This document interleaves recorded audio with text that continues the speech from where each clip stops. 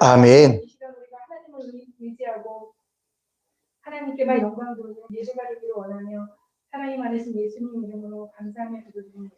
아멘.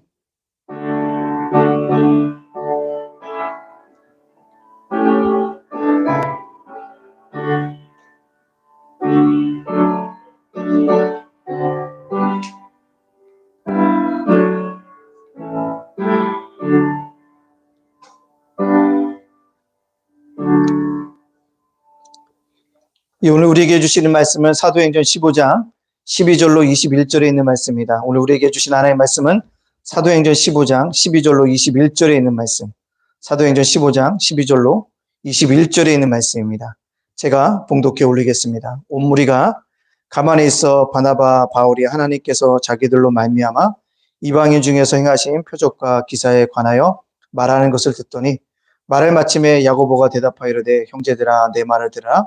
하나님이 처음으로 이방인 중에서 자기 이름을 위하여 백성을 취하시려고 그들을 돌보신 것을 시므온이 말하였으니 선지자들의 말씀이 이와 일치하도다 기록된 바 이후에 내가 돌아와서 다윗의 무너진 장막을 다시 지으며 또 그 허물어진 것을 다시 지어 일으키리니 이는 그 남은 사람들과 내 이름으로 일컬음을 받는 모든 이방인들로 주를 찾게 하려 함이라 하셨으니 즉 예로부터 이것을 알게 하시는 주의 말씀이라 함과 같으리라.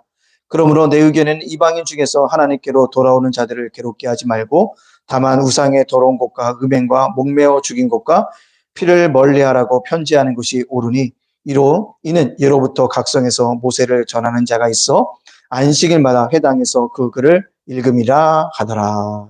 아멘.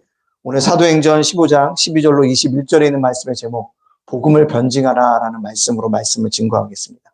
우리 앞뒤 옆 사람께 이렇게 인사해보겠습니다.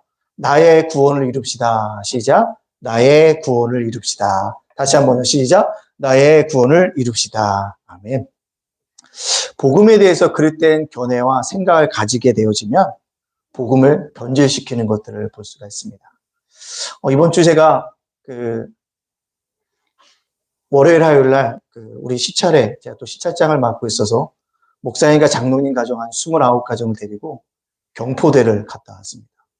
총 인원이 67명을 데리고 갔다 왔습니다. 물론 각자의 차로 다 이동을 했고요.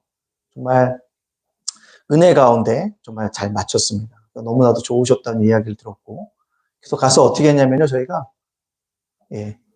우리 시찰회에서는 숙박비랑 조식권만 드리고 그다음 조식권을 내드리고 오시는 분들께 다 20만 원씩 들고 각자 알아서 관광하고 돌아가십시오. 그러나 단 반드시 부부가 거나 가족이 왔으면 증명사진을 남기고 가라고 카톡방에서 남기고 가셔서 안전하게 잘 감당했습니다. 근데 제가 이렇게 1박 2일을 빠지게 되면서 월요일 날 신학교 수업이 있잖아요. 그래서 신학생들에게 영상을 찍어서 보내드렸습니다. 매주 월요일마다 신학교 강의를 하는데 6시부터 9시까지 열심히 찍어서 보내줬는데 분명히 얘기했습니다. 강의를 들은 다음에 핵심 내용을 체크해서 댓글에 올려라 이렇게 했더니 댓글을 막 올렸어요. 12명이. 근데 읽어보니까 제가 의도했던 것은 아닌데 제 강의 영상을 듣고 딴 이야기를 하더라는 것입니다. 제가 로마서를 강의를 했는데 제가 이번에 바울서신과 바울서신을 가리키고 있는데 로마서를 분명히 강의를 했는데 로마서를 다르게 써있는 것을 보면서 이 학생들이 정말 읽었는가? 아니 정말 이 학생들이 영상을 보았는가?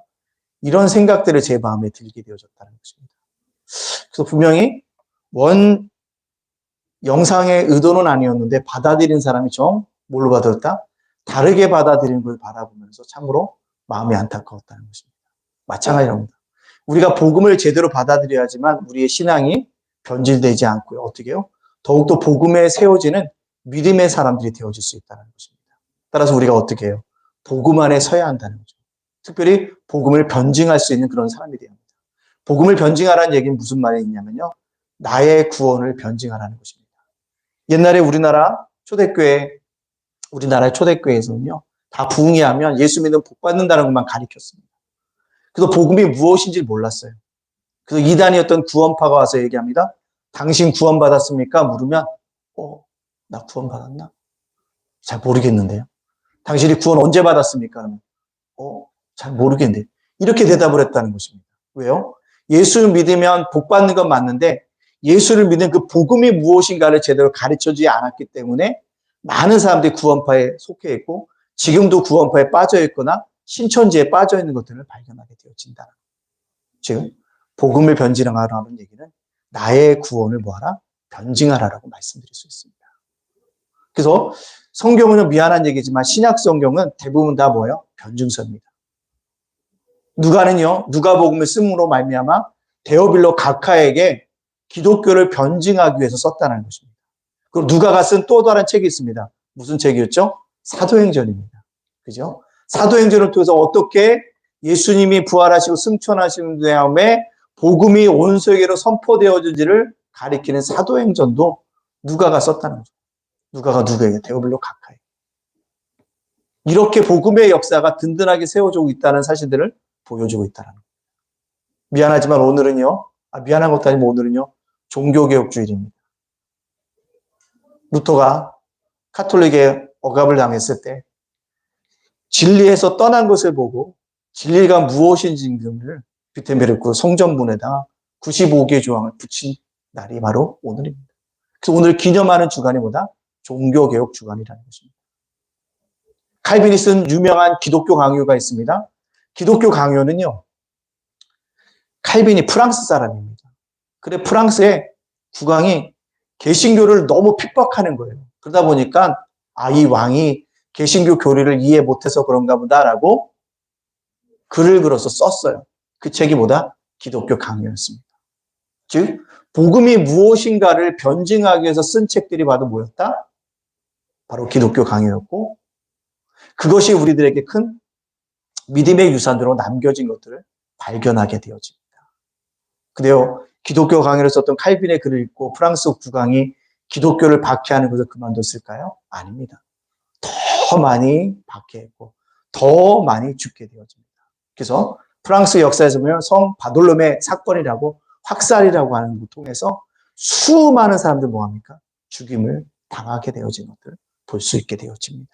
즉 그러나 기독교 강의를 썼던 이 칼빈이 남겼던 이 기독교 강의를 통해서 우리의 개신교 신앙은 더 뭐였습니까? 풍성한 열매를 맺게 되어진 것을 볼 수 있게 되어집니다. 제가 오늘 왜 이런 얘기를 할까요? 오늘도 복음을 변증하는 사람들이 있다는 거죠. 누가요? 야고보가. 초대교회 구원의 문제로 대결하고 있을 때 야고보가 복음을 변증하고 있다는 것입니다. 즉 무엇입니까? 어떤 문제였습니까? 구원의 문제였습니다. 구원은 예수를 믿으면 구원받는다라는 바울과 바나바의 의견을 유대 기독교들이 아니야. 예수를 믿으면도 구원받지만 거기에 플러스 알파를 더해야 돼. 플러스 알파가 무엇이냐면 율법에 말한 대로 할례를 행해야 돼라는 것을 덧붙였습니다. 그거에 대한 논쟁이 일어나고 있고 지난주에는 베드로가 복음을 변증했습니다. 그래서 갈등을 해결하기 위한 방법이 무엇인가에 대해서 말씀드렸고요. 오늘은요, 복음을 변증해야 한다. 야고보가 어떻게 복음을 변증했는지를 살펴봄으로 말미암아 우리들도 나의 복음을, 나의 구원을 변증할 수 있는 그런 믿음의 사람들로 살아가기를 간절히 소원합니다. 그럼 첫 번째로요, 복음을 변증하려면 어떻게 해볼까요? 상대방의 눈높이에 맞추어서 해야 한다는 사실입니다. 오늘 12절 말씀에 이렇게 얘기하고 있습니다. 12절 말씀을 조금만 묵상 다 같이 한번 읽어볼까요? 시작. 온 무리가 가만히 있어 바나바와 바울이 하나님께서 자기들로 말미암아 이방인 중에서 행하신 표적과 기사에 관하여 말하는 것을 듣더니 12절에 베드로가 변증한다며요. 바울과 바나바가 일어나서 뭐예요? 우리가 선교 여행을 했더니 하나님께서 베푸셨던 놀라운 뭐가 있었다? 표적과 기적이 있었다는 사실들을 이야기해주고 있다는 사실입니다. 왜 바울과 바나바가 복음을 변증하는 가운데서 표적과 기사를 얘기했을까요? 그것은요, 유대인들은 표적과 기사를 너무나도 좋아했기 때문에 그렇습니다. 표적과 기사를 너무나도 좋아했기 때문에 그것을 통해서 그들에게 뭐요? 복음을 변증하기 위해서 표적과 기사를 얘기하고 있다는 거예요. 자기가 전도 여행을 했더니 발 못 쓰는 안진뱅이도 일으켰고 하나님의 주시는 놀라운 가운데도 이방인 가운데 복음을 증거했더니 수많은 이방인들이 주님께 돌아오는 역사가 있었고 마술사도 주님께 돌아왔고 유력자들도 다 돌아왔는데 그들이 다 누구였다? 돌아온 자들이 이방인이었다. 이방인 가운데서 유대인들에게 일어났던 표적과 기사가 일어났다. 이것을 보니 이방인들에게도 뭐였다? 구원의 길이 열려 있는 것이다 라고 유대인들에게 소개하고 있다는 거죠. 그렇습니다. 중요한 거 유대인들에게 이방인에도 구원이 있다라는 것을 증거하기 위해서 표적과 기사를 뭐하고 있다는 거예요? 이야기하고 있다는 거예요. 그것을 통해서 뭐예요? 복음을 변증하고 있다는 거예요. 즉 그들이 전하는 복음이요.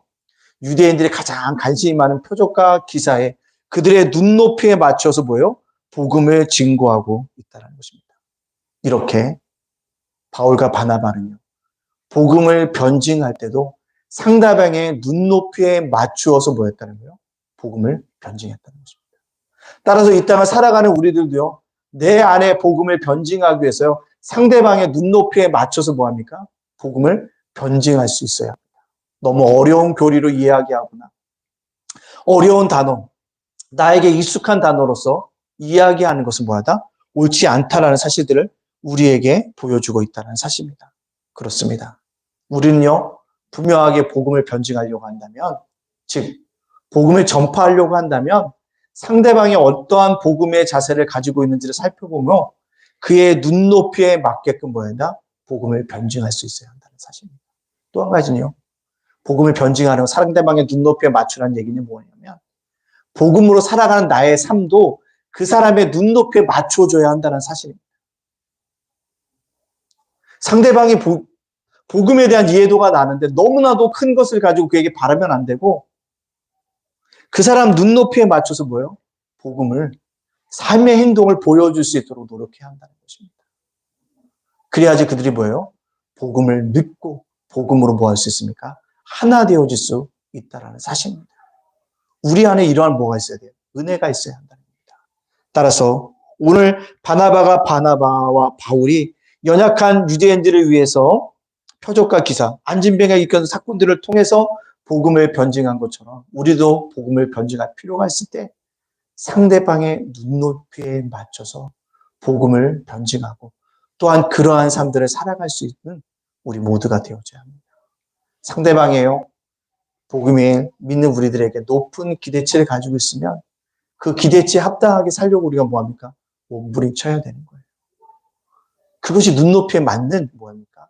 모습이고 우리에게 합당한 변증하는 삶이라는 사실들을 우리에게 보여주고 있습니다. 두 번째요. 복음을 변증하려고 하면요. 고정관념을 버려야 합니다. 고정관념을 버려야 돼요. 오늘 본문에서 예기치 못한 인물 야고보가 등장합니다. 13절과 14절에 이렇게 얘기합니다. 말을 마침에 야고보가 대답하여 이르되 형제들아 내 말을 들으라. 하나님이 처음으로 이방인 중에서 자기 이름을 위할 백성을 취하시려고 그들을 돌보신 것을 시므온이 말하였으니 여기서 말하는 야고보는 누굽니까? 12제자의 야고보가 아닙니다. 예수님의 동생이었던 야고보입니다. 예수님의 동생이었습니다. 동생이 아우였다는 거죠. 근데 이 야고보도 베드로처럼 뭐라고 얘기하고 있습니까? 형제들아 내 말을 들으라 라고 얘기합니다. 베드로도요 변증할 때 뭐라고 했습니까? 형제들아 라고 얘기한다고 했습니다. 형제의식을 돌펴서 그에게 갈등을 해결하려는 방법을 제시했다라고 말씀을 드렸습니다. 근데요 이 야고보가 형제들아 라고 얘기했을 때요 유대인들이 받아들이는 것은요 베드로가 형제들아 라고 얘기보다 더 깊이 받아들였다는 사실입니다. 왠지 아십니까? 야고보가 예수님을 배척했던 그 인물인 것을 유대인들이 다 알고 있었어요. 예수님의 동생이었던 야고보는요, 예수님이 살아있을 땐 결코 예수님을 믿지 않았던 사람입니다. 그래서 그는요, 자기 형을 끔찍하게 싫어했어요. 왜요? 우리 어머니가 저 형 때문에 욕먹어. 왜요? 처녀가 잉태해서 아기를 낳았잖아요. 인간적인 상식으로 도저히 이해할 수 없는 일을 자기 어머니가 당했는데 저 형 때문에 우리 엄마가 뭐야? 이상한 여자라고 손가락 잡는 것 때문에 형이 너무나도 미웠다는 거죠. 저런 게 무슨 형이야. 저 형만 태어나지 않았어도 우리 엄마가 저렇게 손가락질 당하지 않았을 텐데. 또 성경에는 요셉이 일찍, 그죠?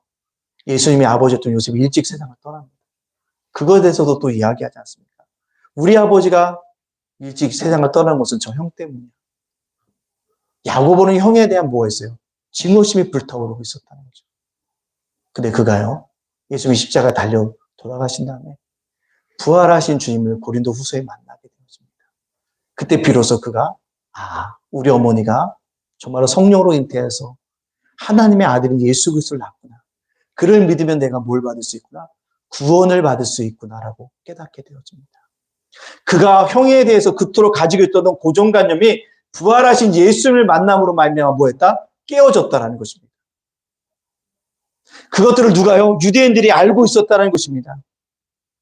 그것을 알고 있었기 때문에 형제들아 얘기했을 때 더 다가갈 수 있었다는 것입니다. 사실 한국교회가 초반에 예배드릴 때는 어디서 예배드렸습니까? 마룻바닥에서 예배드렸습니다. 초대교회사를 보면 마룻바닥에서 예배드리다가 방석 가지고 예배드리기 시작하니까 교회에서 논쟁이 일어납니다. 예수님이 십자가에 돌아가셨는데 우리가 어떻게 방석 위에서 편하게 예배드릴 수 있는가? 그 논쟁이 일어나게 되어집니다. 또 어떤 논쟁이 일어나게 되어집니다. 교회 의자를 갖고 올려오니까 어떻게 불경스럽게 무릎 꿇고 예배드려야지 이제는 앉아서 예배드리네? 그거 갖고 논쟁이 있었어요. 또 복음성가가 갖고 들어오니까 뭐합니까? 교회에서 찬송가만 불러야지 복음성 부르면 안 되라고 또 논쟁이 있었어요. 또 기타와 드럼이 들어서니까 뭐합니까? 아니 피아노로나 오르간으로 예배드려야지 기타나 드럼으로 예배드리고 옳지 않아? 라는 또 논쟁이 있었다는 사실입니다. 근데 미안하지만 가장 위험하고 골치 아픈 것이 바로 이 신앙의 고정관념입니다. 자신도 불안하게 만들고 교회를 화목하게 하지 못하고 분쟁으로 이끌어간다는 사실입니다. 뭐가요? 고정관념. 우리는 신앙 안에 있는 고정관념을 깨야지만 복음을 비로소 뭐 할 수 있습니까? 변증할 수 있다는 것입니다. 우리 유대인들에게 뭐예요? 유대 기독교인들은 아직까지도 이방인들에게 예수님을 전하는 것을 꺼림직하게 생각합니다. 이방인들을 구원받으면 안 되지. 우리 유대인들만 구원받아야지. 저들에게 복음이 뭔지 알겠어? 율법도 모르는 저 인간들이 구원 전도에서 자꾸 이방인을 제외시키려고 하는 의도들이 그에게 있었다는 거죠. 야고보가 오늘 변증하는 게 그겁니다. 내가 고정관념을 깼더니 예수님이 정말 나의 형인 줄 알고 사자가인 줄 알고 정말 못마땅했던 그 형이 나의 구주라는 것을 내가 믿었다고 고백하고 있다는 것입니다. 지금 뭐예요? 유대 기독교인들도 너 안에 있는 신앙의 고정관념, 율법의 고정관념, 마음의 고정관념을 깨버려야지만 뭐 할 수 있다? 복음을 변증할 수 있다고 말씀합니다. 따라서요. 우리가 복음 안에서 살려고 한다면요. 우리 신앙 안에 뭐요? 고정관념을 깨버려야 합니다. 교회는 꼭 이렇게 해야 돼. 목사님은 꼭 이렇게 살아야 돼. 목사님 자녀는 이렇게 해야 돼. 안수집사님 이렇게 해야 돼. 권사님들은 이렇게 해야 돼. 자꾸 내 안에 생각하고 있는 것들을 뭐합니까? 깨워버리지 않으면 우리가 뭐 할 수 없다? 복음을 변증할 수 없다는 사실입니다. 여러분 안에 있는 고정관념을 깨워버리고 복음 안에 합당하게 세워져서 복음을 변증할 수 있는 그런 사람들로 살아갈 수 있는 우리 모두가 되어지기를 간절히 소원합니다. 여러분들 신앙 안에 미안하고 연단은 다 고정관념이 있어요. 그걸 깨야 됩니다. 그래야지만 뭐 할 수 있습니까? 나의 구원을 이뤄갈 수 있고 구원의 뭐예요? 변증을 이뤄갈 수 있다는 사실들을 여러분들 알아야 합니다. 오늘 야고보가 얘기합니다. 그래 나는 예전에 그런 고정관념이 있어서 이제 변했어. 너희도 변화의 삶을 살아가기 위해서 너희들 안에 있는 고정관념을 깨야 된다고 이야기하고 있다는 사실입니다. 뱀이요. 한 번씩 껍질을 벗는다고 합니다. 껍질을 벗으면요. 뱀이 성장한대요. 근데요. 무슨 껍질 벗고 나가는 게 무슨 의미가 있어. 껍질 안에 있으면요. 숨이 막혀서 죽는다는 것입니다. 우리들도요. 우리의 아주 유아적인 어떤 고정관념이란 신앙의 고정관념을 버려야 하지만 더 큰 믿음의 성숙한 사람으로 뭐 할 수 있습니까? 성장해 갈 수 있다는 사실입니다. 우리 그러한 사람이 되어줘야 합니다. 그러기 위해서 어떻게 해요? 날마다 복음으로 옷을 입고 새로운 피조물로 벗어나서 우리 안에 있는 마음의 고정관념, 습관의 고정관념, 이런 고정관념의 껍질을 벗고 더욱더 새로운 그리스도인으로 살아갈 수 있는 우리 성도님들이 다 되어지시기를 간절히 소원합니다. 또 한 가지 뭐예요? 이제 위드 코로나 시대가 접어들었어요. 어제 보니까 할로윈 축제 이태원에서 수천 명이 모였다고 하더라고요. 마스크도 벗고 했다라는 거죠. 그런데 이제 뭔가 새로운 변화의 시작들이 있다는 것입니다. 우리도요, 위드 코로나로 전환되어지는데 모든 사람들이 얘기하는 것은 한 번에 달라지지 않을 거라고 얘기합니다. 그렇습니다. 이제 여러분들 어떻게 될까요? 여러분들 어떻게 될까요? 이제 위드 코로나를 것이라면 우리 코로나에 대한 것은 뭐요? 두려움과 걱정들, 또 바쁜 일상을 잠시 멈춰두고요. 예수님과 함께 또 우리 성도들과 함께 구원의 기쁨들을 누리기 위해서 하니까 담대한 믿음들을 가지고 성전에 올라와서 함께 예배 드려야 합니다. 그게 시작이 되어져야 합니다. 미안하지만요, 한두 번 안 오기 시작하면요, 교회 올라오는 게 굉장히 어렵습니다. 그래서 뭐예요? 시동을 걸어야 합니다. 시동을 걸고 뭐합니까? 올라오셔야 한다는 사실입니다. 온라인 예배가 갈수록 오래되다 보니까요, 참석률이 점점 떨어지고 있습니다. 근데 그게 우리 교회만의 형편은 아니에요. 어느 교회도 다 온라인 예배 드린 사람의 참석률이 점점 저조해지고 있다는 사실입니다. 여러분들, 우리 안에 이제는 새롭게 출발해야 합니다. 그러기 위해서 코로나 시대에 가졌던 고정관념을 벗어버리고 새롭게 믿음 안에서 말씀 안에서 선발하고 세워질 수 있는 그런 우리 성도들이 되어지기를 간절히 바랍니다. 세 번째요, 복음을 변증하려면요, 주님의 돌보심을 분명히 가르쳐야 합니다. 주님의 뭐가 있다고요? 돌보심이 있다. 우리 14절 말씀이 이렇게 합니다. 하나님이 처음으로 이방인 중에서 자기 이름을 위할 백성을 취하시려고 그들을 돌보신 것을 시므온이 말하였으니 그들을 돌보신 것. 이방인들이 구원받고 표적과 기사가 나타나는 것 왜 일어났을까? 그들이 똑똑해서? 아니라는 것입니다. 그들이 준비가 돼서? 아니라는 것입니다. 그들의 복음에 대해서 마음이 활짝 열려서? 아니라는 것입니다. 뭐예요? 주님이 그들을 향한 돌보심이 있었기 때문에 그들이 주님 앞에 돌아왔다는 거예요. 즉, 주님이 그들 영혼에 대해서 관심을 가졌기 때문에 그들이 돌아왔다는 거예요. 먼저 그들이 돌아오게 된 것은 주님의 돌보심이 있었다는 사실들을 분명하게 이야기하고 있다는 것입니다. 그렇습니다. 주님의 돌보심이 있었기 때문에 유대인들뿐만 아니라 이방인도 다 예수님 앞에 온 것입니다. 그래서 특별히 돌보심이라는 뜻을 찾아보니까 에피스케토마이라는 히브리 파카디에서 온 단어인 것입니다. 이 에피스케토마이라는 뜻을 찾아보니까요, 사전적 의미가 있는지 없는지 살펴보다라는 것입니다. 즉 뭐예요? 출석을 체크할 때 쓰는 단어였다는 것입니다. 즉 어떤 대상이 하나님 마음에 합한지 안 한지를 하나님이 체크하고 다니셨다. 그래서 그 중에 돌본 자, 관심 있는 자를 뭐였다? 다 이방인들을 교회로 불러들이셨다는 거예요. 즉 이방인들이 구원을 받게 되어진 동기는 주님의 돌보심이 있었다는 거예요. 주님의 관심이 있었다는 것입니다. 바울과 바나바가 뛰어나서 그런 게 아니라 바울과 바나바 이전에 이미 구원 계획 속에 누가요? 하나님이 이방인들에 대한 계획이 있었기 때문에 주님의 돌보심이 있었기 때문에 그들에게 돌아왔다는 것입니다. 그렇다면 우리도 기독교의 변증을 하려고 한다면 뭐였다? 주님의 돌보심을 깨닫고 우리들 성도들 안에도 뭐가 있어야 된다? 돌보심이 있어야 한다는 것입니다. 오늘 누구 집사님 안 왔네? 왜 안 왔을까? 전화 한번 해봐야지. 문자 한번 해봐야지. 이게 주님의 돌보심 우리가 뭔가 함께 나누는 것입니다. 누가 안 왔네? 아, 왜 안 왔어? 아, 믿음이 없나? 코로나라 두렵나? 이렇게 마음을 먹는 것이 아니라 뭐요? 내가 돌봐줘야지. 내가 먼저 연락해봐야지. 이게 주님의 돌보심을 우리가 뭐합니까? 기독교를 변증하는 것입니다. 가르쳐야 한다. 내가 오늘 교회 나온 거 내가 다른 사람들 훨씬 큰 믿음이 있어서 아닙니다. 주님의 돌보심, 주님이 나를 향한 관심이 있었기 때문에 내가 올라왔다는 것입니다. 그렇다고 한다면 이제 나도 뭐합니까? 기독교의 복음을 변증하기 위해서 주님의 돌보심을 받은 그대로 나도 뭐합니까? 성도들을 돌봐야 한다는 것입니다. 이게 우리가 뭐 해야 되는가? 복음을 합당하게 변증하는 것이라는 것입니다. 그래서 베드로가 뭐라고 얘기합니까? 내가 고넬료에게 복음을 증거했어. 내가 뛰어난 설교를 했기 때문에 고넬료와 그의 가정이 다 믿고 돌아온 것이 아니야. 주님이 고넬료 가정을 하신 돌보심이 있었기 때문에 그들이 돌아온 거야 라고 얘기하고 있다는 것입니다. 주님의 돌보심, 주님이 그들을 향한 관심, 그들을 향한 사랑, 그것이 먼저 나보다 있었기 때문에 그들이 돌아왔다는 것을 간증하고 있다는 것입니다. 따라서 오늘 복음 변증하면서 야고보가 주님의 돌보심 때문에 이방인들이 들어왔기 때문에 이방인들을 구원의 반열로 들어오는 것을 받아들여야 한다는 것을 강력하게 변증하고 있다는 사실입니다. 그렇습니다. 이제 우리들도 뭐합니까? 앉아서 누가 안 할 꼴을 세지 말고요. 뭐합니까? 주님의 돌보심을 나누어줘야 합니다. 그가 무엇이 부족한지를 돌볼 수 있는 사람들이 되어줘야 합니다. 그럴 때 우리가 구원받은 자로서 합당하게 세워지는 은혜가 있게 되어질 줄로 믿습니다. 따라서 우리가 뭐합니까? 서로 신방하자. 서로 한번 이제 서로 신방하자. 시작. 서로 신방하자. 다른 말로 서로 뭐자? 돌보자. 시작. 서로 돌보자. 우리가 서로 돌볼 수 있는 이유가 뭐예요? 주님의 돌보심이 먼저 있었기 때문에 그렇습니다. 주님의 복음을 변증하려면 주님의 돌보심을 가르쳐야 합니다. 그것이 복음을 변증할 수 있는 것이라는 것입니다.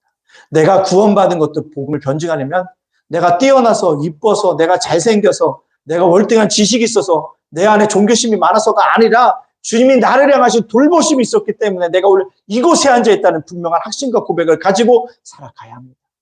그것이 바로 구원을 뭐할까? 변증하는 것입니다. 복음을 변증하는 것이라는 것입니다. 그럴 때 하나님께서 함께 하시는 우리를 돌봐주시는 돌보심의 축복과 은혜가 우리 속에서 넘쳐나게 되어질 줄로 믿습니다. 마지막으로 네 번째, 복음을 변증하려고 하면요. 내가 복음을 변증한 것이 말씀과 일치를 했는지를 살펴보아야 한다는 것입니다. 베드로의 변증, 바울과 바나바의 표적과 기사에 대한 이야기, 그리고 야고보서에 그가 드렸던 말씀이 정말 하나님 말씀에 있는가를 살펴보아야 한다는 거죠. 그래서 15절 말씀에 이렇게 얘기하고 있지 않습니까? 선지자들의 말씀이 이와 일치하도다 기록된 바. 선지자들의 말씀이 이와 일치하도다 기록된 바. 선지자들의 말씀이란 구약이에요. 구약의 성경의 말씀이 오늘 야고보가 베드로가 변증한 내용이 일치하는가?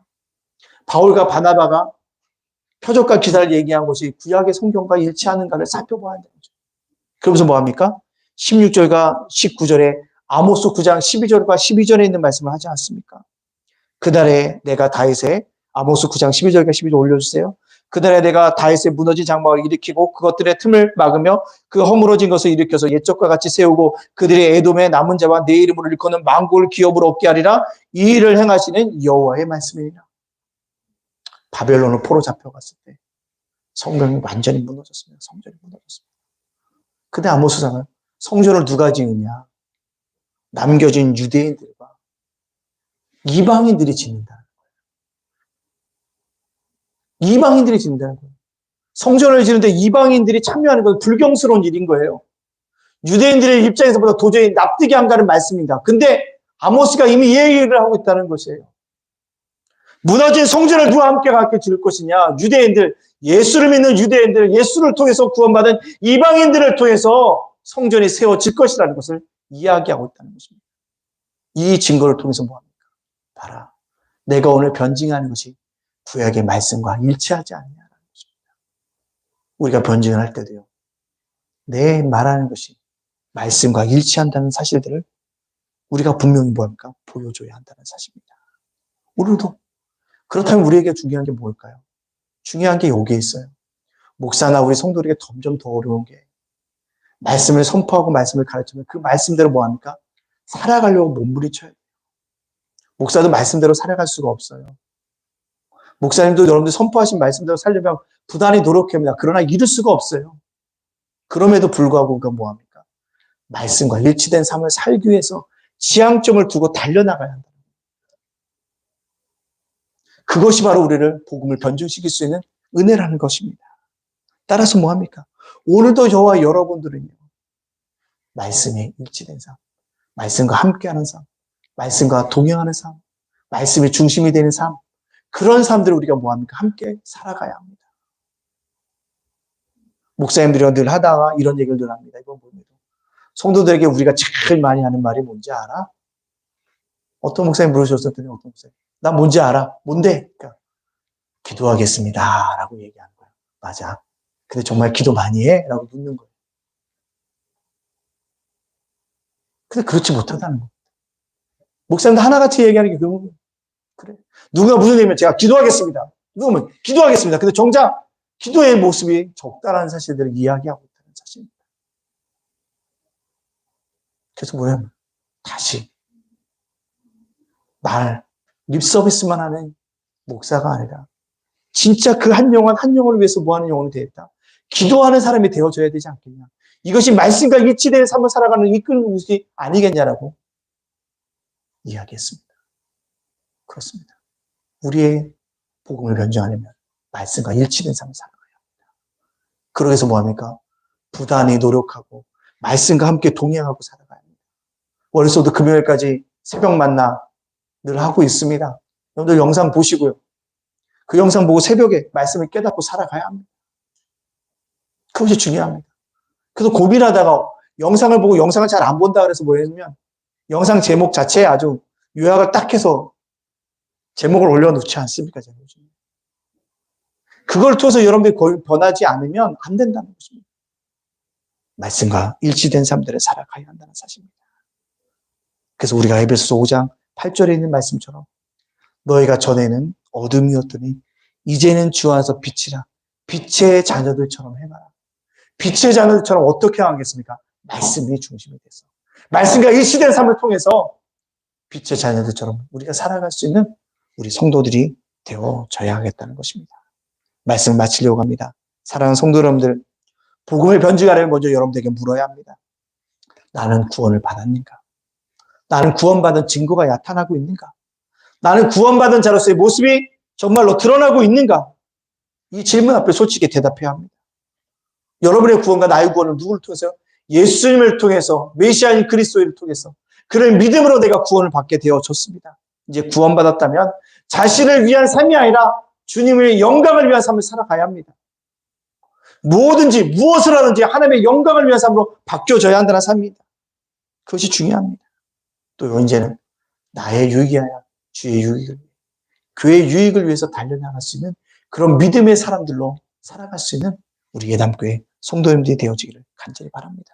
그래서 더 이상 목사가 어린아이처럼 젖을 주고 기저귀를 갈아주는 신앙이 아니라 스스로 자립할 수 있는 그런 신앙인으로서 복음을 스스로 편증하고 나아갈 수 있는 우리 예담교회 성도님들이 다 되어지시기를 주님의 이름으로 축복합니다. 아멘. 기도하겠습니다. 주님, 오늘도 우리가 계속적으로 사도행전 강의를 살펴보고 있는데 주님, 나의 복음을, 나의 구원을 변증할 수 있도록 나를 붙잡아 주시옵소서.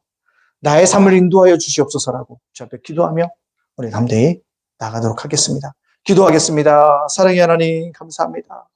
정말 우리가 아버지 구원의 삶을 살아가는데, 나의 삶을 살아가는데 아버지 나의 삶을 변증하고 담대히 나아갈 수 있도록 하나님께서 우리를 두시고 인도하여 주시는 아름다운 은혜의 역사가 일어날 수 있도록 주께서 이렇게 인도하여 주시는 아버지 귀한 역사가 있게 하여 주시기 원합니다. 우리가 부끄럽고 우리가 연약한 가운데 있을지라도 아버지 나의 구원이 아버지 내 복음을 간증하며 살아갈 수 있는 아름다운 귀한 역사가 일어날 수 있도록 주께서 허락하시고 인도하여 주시는 아름다운 은혜의 역사가 일어날 수 있도록 인도하여 주시는 귀한 역사가 있기를 원하나이다. 그러므로 말미암아 우리가 날마다 새로워지며 그래서 우리가 주님을 쫓아가며 하나님께 영광 돌려가는 아름다운 삶으로 바뀌어지는 귀한 심령들 귀한 역사가 일어날 수 있도록 주님께서 허락하시고 인도하여 주시는 귀한 역사들이 있게 하여 주시옵소서. 감사드리며 예수님의 이름으로 축복하며 기도합니다. 아멘. 우리 두 번째로 기도하겠습니다. 예담교회 부흥과 성장을 위해서 여러분들 기도하여 주시기 부탁드립니다. 한 영이라도 한 가정이라도 날마다 새로운 영혼들이 올 수 있도록 인도해달라고 정말 우리 천천도에 주님께 세워진 이 교회가 주의 삶들을 감당하여 줄 수 있도록 인도해 주시고 교회가 나갈 길을 하나님께서 허락해달라고 기도하겠습니다. 사랑의 하나님 감사합니다. 이 예담교회가 달려갈 길을 열어주시기 원합니다. 이 길을 열어줄 수 있게 하시면 되어주며 아름다운 은혜의 역사 일어날 수 있도록 주님께서 인도하여 주시는 하시면 되는 역사 일어나기 원합니다. 주님의 가중이 일어나기 원합니다. 지금들의 역사 일어날 수 있도록 주님께서 인도하여 주시는 아름다운 은혜의 역사 일어날 수 있도록 주님께서 인도하여 주시는 게 역사입니다. 우리 예담교회 여러분과 성지 아름다운 교회가 되도록 인도하시고 아름다운 저수를 지는 교회가 되도록 인도하시고 아버지 안녕히 당근 여러분을 주님께 하시면 되는 역사 일어나서 이 전전대에서 요새 아버지들을 이뤄갈 수 있도록 주님께서 인도하여 주시는 게 역사 일어나기 원합니다. 하나님의 도시 하나님께부터 주시는 게 역사 일어날 수 있도록 주께서 인도하여 주시는 귀한 역사 있게 하여 주시옵소서. 감사드리며 예수님의 이름으로 축복하며 기도합니다. 아멘. 또 한 가지 이어서 기도하겠습니다. 우리 사랑하는 성도들이 예담교회를 향한 마음이 모아질 수 있도록 인도해 주시고 이제 결단하고 우리 함께 나와서 구원의 기쁨들을 함께 나눌 수 있도록 인도해 달라고 여러분들 꼭 기도해 주시고 성교들의 마음들이 우리 교회를 향하여서 하나 되어지고 직결되어지고 집중되어지도록 인도해 달라고 기도하여 주시기 부탁드립니다. 함께 기도하겠습니다. 사랑의 하나님 감사합니다. 그렇습니다. 우리 흩어진 성도들의 마음들의 교회를 향할 수 있도록 인도하여 주시기를 원합니다. 온라인 예배를 드리는 여러분들이 아버지 하나님 정말로 이제 하나 되어지는 귀한 역사 일어나서 함께 나와서 구원의 기쁨을 드리며 함께 예배 드릴 수 있도록 하나님께서 인도하여 주시는 귀한 역사 일어날 수 있도록 주께서 인도하여 주셔서 어제보다는 오늘이 더욱더 나오는데 오늘보다는 내일 나누서 일어날 수 있는 아름다운 귀한 역사 일어날 수 있도록 이렇게 인도해 주시고 하나님 같은 마음대로 이렇게 여시고 인도하여 주셔서 하나님 교회라는 마음에 뜨거워질 수 있도록 인도하여 주시는 아버지 귀한 역사들이 일어날 수 있도록 이렇게 인도하여 주는 귀한 역사 있게 하여 주시고 하나님 믿고 감사하며 예수님의 이름으로 기도합니다. 우리 예담 제가 복지센터 사역에 주님께서 함께 되시고 예담 작은 도서관 사역에 주님께서 함께 해달라고 이 시간 우리 합심해서 기도하겠습니다. 사랑의 하나님 감사합니다. 아버지 예담 제가 목사님 사역에 주님께서 함께 해주시고 예담 작은 도서관 사역에 주님께서 함께 해주심으로 말미암아 아름답게 날수록 인도해 주시고 어르신들 성경하는데 부족한 점이 없도록 인도해 주시고 아버지 이 주변에 있는 초년들 학생들 성경하는데 부족한 점이 없도록 인도해 주시고 하나님께 도우시고 이렇게 들어주시는 얘기 하시면서 매개한 역사 일어날 수 있도록 주님께 인도하여 주시는 아름다운 은혜 역사 일어날 수 있도록 주님께 인도하여 주시는 매개한 역사 일어날 수 있도록 인도하여 주시기 바랍니다. 새롭게 나가는 수도 계십니다. 매개한 역사 일어날 수 있도록 인도하여 주시는 아름다운 은혜 역사 일어날 수 있도록 주님께 인도하여 주시는 아주 귀한 역사 일어날 수 있도록 주님께 인도하여 주시옵소서. 감사드리며 예수님의 이름으로 축복하며 기도하옵나이다. 아멘. 우리 찬송가 50장 찬양하시면서 준비하신 예물 드리도록 하겠습니다.